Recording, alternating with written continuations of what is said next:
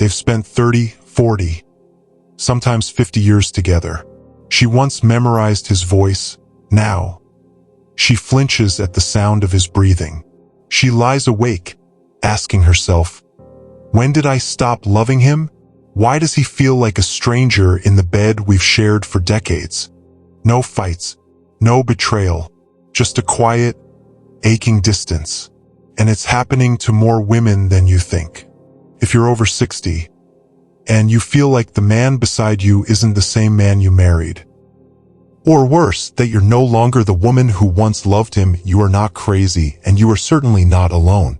This channel is for the late bloomers, for the women who've raised children, built families, survived betrayal, endured silence, and are now asking, what about me? It's for the ones picking up the pieces after divorce, for the ones trying to understand the quiet loneliness of retirement, for the ones starting over even after a lifetime of staying.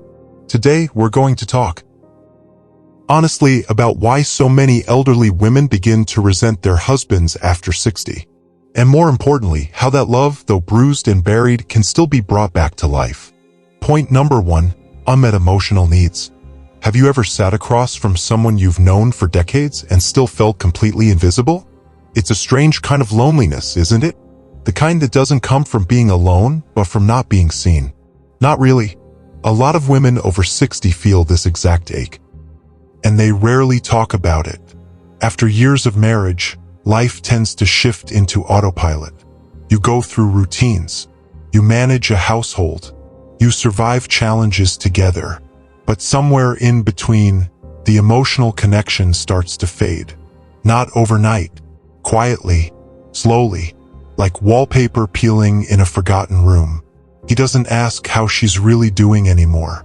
She doesn't bother telling him when something hurts, emotionally or physically, because she knows he'll either try to fix it or brush it off.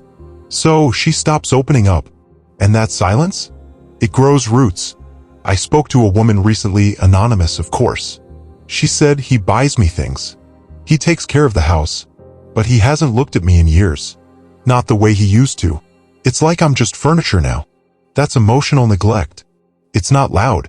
It doesn't always come with arguments. But it cuts just as deep. Now maybe you're sitting there wondering, have I been emotionally distant too? Or maybe you're on the receiving end of it, and you're aching to feel understood again. Here's the truth. No one wants to feel like a burden, especially not after 60. But here's the good news. Reconnection is possible. Start with an emotional check-in. One question, one sentence. How's your heart today? Simple but powerful. Try active listening. Not the kind where you wait to respond. I mean real listening, where you're quiet, present, and holding space. There's something I like to call the 10-minute mirror. Here's how it works. You sit down, face to face. One person speaks for 10 minutes straight about anything on their mind. The other doesn't interrupt, doesn't advise, just listens with full attention. Then you switch. It's awkward at first, but by the end, something shifts. You see each other again. And sometimes it's the smallest thoughtful gesture that says, I still notice you. A handwritten note. Their favorite cup of tea waiting beside the bed. A memory you bring up out of nowhere, just to say, I remember that and I remember you. You don't need to start over. You just need to start seeing each other again. Let me ask you something. Have you ever just wanted to be heard without being fixed? Let me know in the comments. I'm listening. Point number 2, resentment from sacrifices made. Let me ask you something personal. What's one dream you had that life forced you to pause? Or worse, let go of completely? Think about it.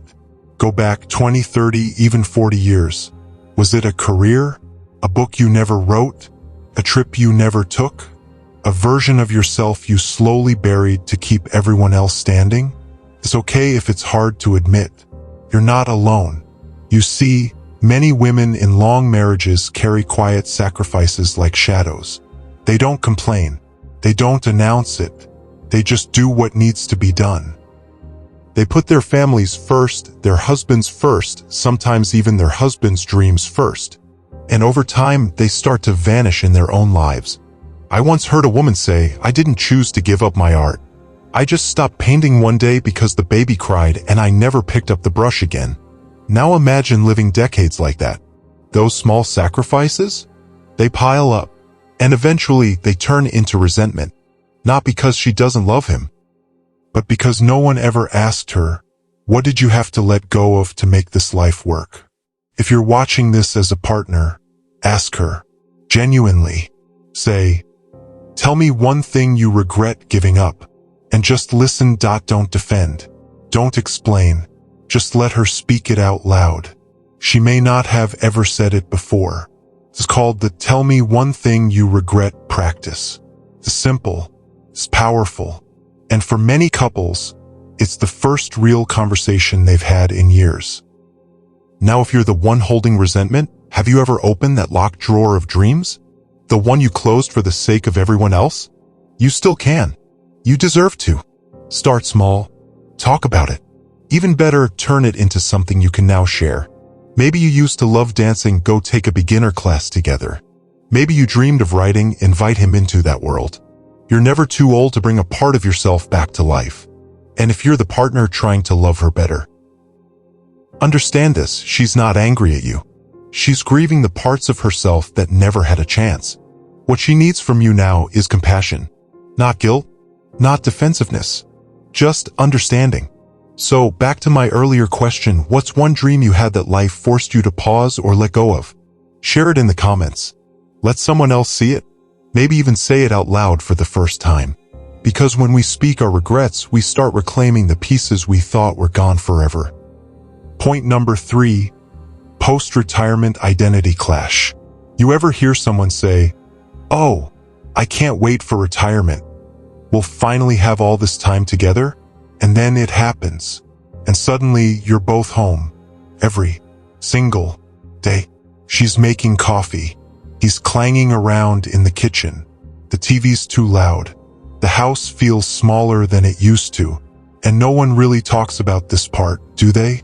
Because here's the truth. Retirement sounds like a dream, until you realize you've both changed and now you have to learn how to live with each other all over again. A woman told me once, I thought we'd travel, sleep in, finally enjoy life. But now, I just want a room with a door I can close. Sound familiar? Before retirement, you had rhythm. One of you worked outside, the other managed the house. You had breathing room. And now, you're together all the time, but not necessarily together in the way that feels good. And it's not that you don't love each other. It's that you're not used to this much of each other. She may feel like she's lost her space. He may feel unneeded. Little routines start clashing. One wants quiet in the morning. The other turns on the news at full blast. One wants to walk, the other wants to sit. One wants company, the other just wants solitude. It's not anyone's fault. It's just a new season. So how do you love each other through this? Start by carving out intentional space. I've seen couples do something simple but brilliant, his day, her day. On Mondays, she gets the kitchen and peace.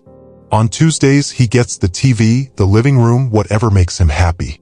It sounds silly, but it gives each person permission to breathe. And morning rituals? They matter more than you think. Try this. One morning a week, sit together, no phones, no news, just 15 minutes with coffee or tea and talk about nothing important. Let the silence be warm, not awkward. Or try something completely new together. Take a class. Learn something side by side. Cooking, dance, pottery, whatever. It reminds you that you're still growing, still evolving, not just waiting around. I spoke to a senior couple recently. They'd been married 42 years. Retirement hit them like a wave. She said, "I couldn't stand how much he hovered around me." He said, "I didn't know what to do without work, so I followed her everywhere." You know what changed things? They started volunteering together at a local shelter, twice a week. It gave them shared purpose, but also something to talk about that wasn't each other. It brought joy back into the room. So tell me honestly, how has retirement changed your relationship? For better or worse? Drop it in the comments. I want to hear the real stuff, because this part of life doesn't come with a manual. But you're not doing it alone. Point number 4. Physical and emotional changes. She used to love the way he looked at her. The little glances, the casual touch on the lower back, the playful wink across the dinner table. It made her feel wanted, alive. But now, she avoids the mirror. She pulls away when he reaches for her. Not because she doesn't love him, but because she doesn't recognize herself anymore. This is what no one warns you about, how your body changes not just physically after 60, but emotionally, spiritually, sexually. It's not just the wrinkles or the weight or the softness where firmness used to be. It's the mourning of the body you used to live in. It's the grief of feeling foreign in your own skin. Hormonal shifts after menopause can hit like a tidal wave. Estrogen drops, libido fades, energy drains, and even if you want to feel close to your partner, your body might not cooperate. And with those changes comes something even heavier, shame. A woman once told me, "I don't let him see me undress anymore. I feel like I've failed him, like I've become invisible in his eyes." But you know what? She hadn't failed anyone. Her body wasn't the problem. The silence around it was. Because this is real. This is happening to millions of women. And the worst part? So many of them feel too embarrassed to talk about it, even to the man they've shared their life with. And if depression or chronic illness enters the mix, it gets even harder. She might not say she's tired. She might smile through the fog of fatigue. But inside, there's a quiet voice whispering, "You're too much trouble now. Too slow. Too heavy. Too broken." That voice is lying. So, how can love survive this season? It starts with presence. Real, patient, gentle presence. You don't need to fix her. You don't need to push for passion. You need to be there without expectation. A warm hand on her shoulder. A kiss on her forehead. Sitting beside her while she reads. Holding her hand during a doctor's appointment. These are love stories too.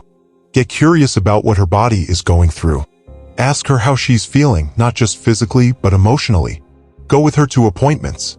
Encourage her to talk to a doctor, a hormone specialist, a therapist.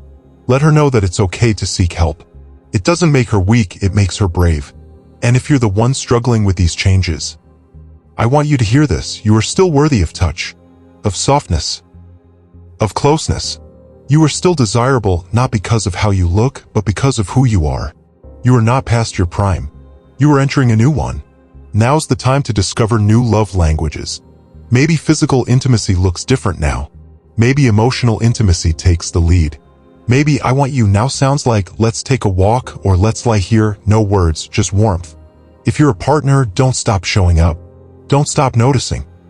Don't let fear keep you from asking, "What do you need now?" Because she's still there. Beneath the changes. Beneath the tired days. Beneath the layers of time and tenderness and stretch marks and surgeries. She's still the woman who once danced in your arms. So let me ask you something personal. What's something your body has taught you after 60? Drop it in the comments. Whether it's strength, patience, grief, or acceptance. Someone else needs to hear it too. Point number 5. Lack of communication evolution. She says something. He hears something else. He responds. She goes quiet. They both walk away thinking, why even try? It's not that they don't talk. It's that they don't connect. That's what happens when communication doesn't evolve with time. In your 30s, maybe it was easier. You had kids to raise, jobs to juggle, problems to solve. You both knew your roles. You made decisions. You functioned. But after decades, when the house gets quieter and the distractions slow down, what's left is conversation. And that's where the cracks show. Because now the words feel flat. The timing feels off. And worst of all, you don't feel understood. Let me give you an example. A woman told me I told him I was feeling lonely and he suggested we get a dog. See what happened there? She needed to be heard. He tried to solve. That's one of the biggest shifts that needs to happen with age. We must stop listening for solutions and start listening for emotion. So many women, especially after 60, crave emotional intimacy more than anything else. And they're not getting it. And the silence? That's not peace. That's avoidance. That's years of walking on eggshells. Of letting it go to avoid a fight. Of thinking he wouldn't get it anyway. So let's talk about how to love through this. First, try something called a heart talk. Once a week, 15 minutes. That's it. One person speaks from the heart. The other listens. No fixing. No interrupting. Just presence. Then you switch. You can say things like, "I've been feeling disconnected lately and I miss us." Or, "I've noticed I shut down when you raise your voice. It makes me feel small." It's scary at first, but it builds trust, real, raw, grown-up trust. Second, turn listening into an act of love. Not everything needs a solution. Sometimes she just wants to say, "I'm tired," and for you to respond, "I know. I see you." Third, and this one's beautiful, start a storytelling session. Once a month, sit down and retell one memory from your life together. Your first date, the worst vacation, the birth of a child, the hardest day, the silliest fight. Watch what happens when you remember why you chose each other in the first place. You'll laugh, maybe cry, but more importantly, you'll remember who you were and who you still are. Now, I want you to do something tonight. A simple activity. Write down one meaningful memory. Doesn't have to be long. Just one story. One moment that mattered to you. And share it. Give it to your partner. Or read it aloud. Let it remind you both that connection isn't built in big declarations. It's built in moments. Shared. Revisited. Cherished. So let me ask you something. When was the last time you truly talked to each other, not just about bills or errands, but really talked? Leave your answer in the comments. Someone else might need the reminder that love is still possible at 60, 70, 80, and beyond. They thought it was over. She slept in the guest room. He spent his afternoons staring blankly at the TV. Conversations turned into grunts. Silence turned into a wall. But then something small happened. He left her a note one morning, just 3 words, "I still care." She cried in the kitchen. It wasn't everything, but it was a start. And now? They hold hands again on their evening walks. They make pancakes together on Sundays. They argue, yes, but now they repair. They try. Let me tell you something, and I need you to hear this with your whole heart. You are not broken. Your relationship is not doomed. You've been through decades. Raised children. Buried parents. Endured betrayal or boredom or grief. You've had nights of doubt and mornings of distance. But you are still here. And that means something. There's a couple in North Carolina married 46 years. They said the year after retirement nearly ended them. She felt invisible. He felt useless. They started couples therapy at 68. At 68. And do you know what she told me? We fell in love again. But this time we did it on purpose. Another woman, 72 years old, sent a message last month. She said, "I used to count all the things he didn't do. Now I count the moments we laugh. We're different people than we were at 30, but we're learning how to love each other now. Not back then." That's the thing no one tells you. Love isn't something you fall into. At this age, it's something you build. And it takes courage. To sit down and talk after years of silence. To forgive when the hurt is old. To reach for someone who feels far away. To say, "I want us to try again." But guess what? You're brave enough. You've made it through every version of yourself. You're not starting from scratch. You're starting from experience. And it's never too late. Not too late to have your first honest conversation. Not too late to plan that long-delayed trip. Not too late to flirt again. To kiss for no reason. To dance slowly in the kitchen while dinner burns on the stove. Growth doesn't stop at 60. Healing doesn't expire at 70. Passion doesn't retire at 80. You are still growing. Still worthy. Still capable of writing a new chapter. And if your story has had broken parts, don't hide them. Because the most powerful love stories aren't the ones that stayed perfect. They're the ones that were reborn. So as we wrap up, I want you to take a breath. Place your hand on your heart. And say this quietly to yourself, "I am not finished. My love is not done. I still have time to feel joy. I still have time to be seen, heard, and held." If this spoke to something inside you, leave a comment. Tell me what part you needed. Share this with someone who needs to hear it too. And if you haven't yet, subscribe. This space is for you. For the late bloomers, the second chancers, the brave hearts still learning to love.